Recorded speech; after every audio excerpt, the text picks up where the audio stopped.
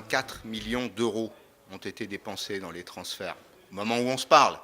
Alors, c'est 200 millions de plus que l'an dernier, et effectivement, c'est le mercato de la démesure. Mais on voit malgré tout que ce sont les clubs, les 5 clubs les plus dépensiers qui font le marché aujourd'hui. Il y a Monaco dedans, il y a le Real Madrid.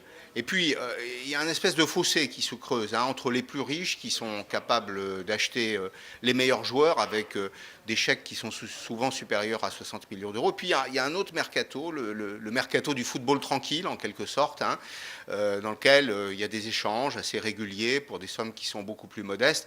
Alors c'est très étonnant parce que le football européen globalement est un football plutôt endetté. On voit qu'en Espagne par exemple la bulle est sur le point d'éclater.